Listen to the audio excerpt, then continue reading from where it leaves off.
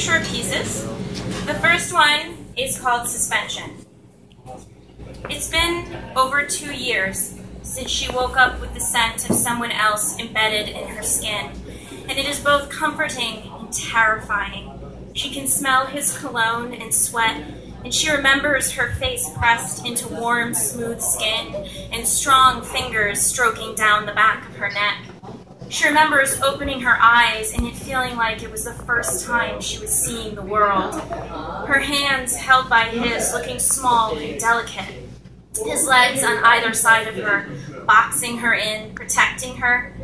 There is a part of her telling her to wash him from her body, remove the final trace from her flesh. But the part that wants to keep the ephemeral mark is bigger, and it wins. She struggles into clean clothes, and her breath catches in her throat when she smells him again halfway down the block.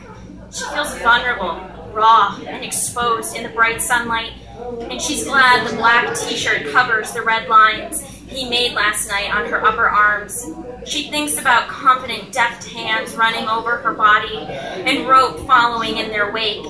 She inhales deeply and misses the tight embrace of her bindings that contained her. As she goes down the stairs, she finds herself touching her fingertips to her thumbs and can feel his hands wrapping around her wrists and pulling them down gently, smiling at her.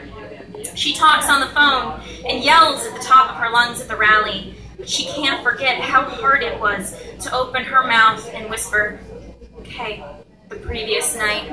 How he had to lift her chin and force her to make eye contact and answer him. His hands had been warm on her stomach when he murmured in her ear that if she didn't want to go up, she didn't have to. But she wanted to, and he made her fly. Now she is back on solid ground and out from underneath the shield of night, and she doesn't quite know what to make of herself. She doesn't fit in her skin the same way anymore, but she can't figure out why or how, so she touches the mark on her shoulder and counts the days until she's back up in the air again.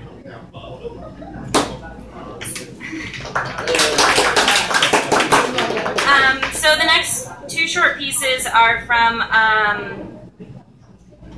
like an experimental thing I'm doing called Playlist 9. They were supposed to be stream of consciousness, but they became these short little narratives. So this is number 26. She comes to him every time, stiff, unyielding, sharp, and aloof. She is glass and ice and rusted nails and jagged metal edges. She comes to him with marble eyes that slide away from his razors for cheekbones and poison for lipstick. She's cold and distant, cutting and caustic. She slashes at him with words and slices at herself with self-deprecating laughs. She knocks on his door and dares him not to answer. She stalks in on shoes that could kill. She won't let him touch her, leaning against the counter, arms crossed, head tilted. He waits and watches, and at the right moment, he shatters her with a kind word, a soft touch, or an unasked kindness.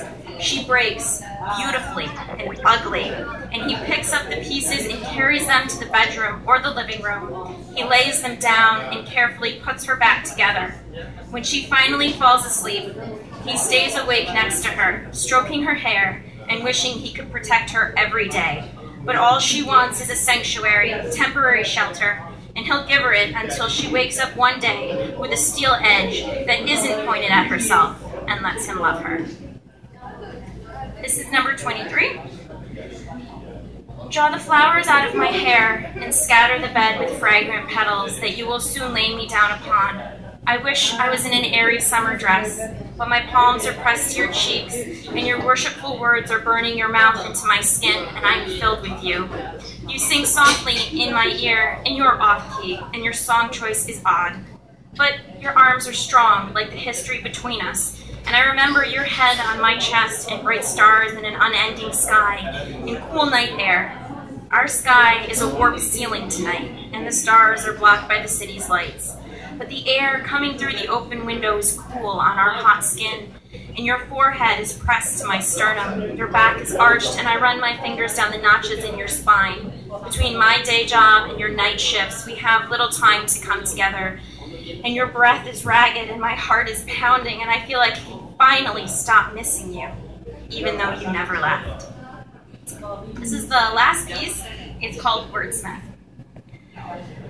Farley had wanted to work on her paper at the library, but Judgy McHotpants, the sign language guru of the library, had been at the front desk, and it would have taken IMF or M16 training to sneak past him, which she didn't have.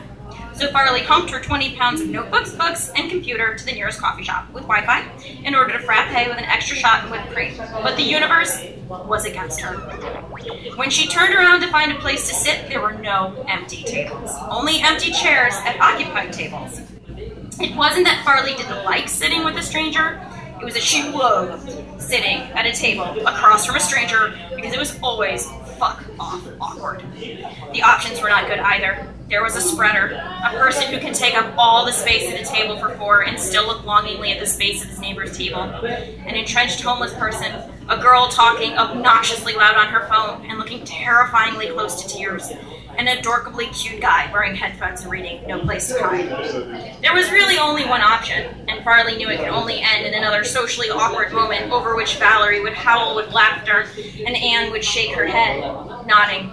Farley girded her loins, metaphorically speaking, and strode over to the adorable guy's table, deliberately and graciously cutting off another customer who had been about to make a move on it.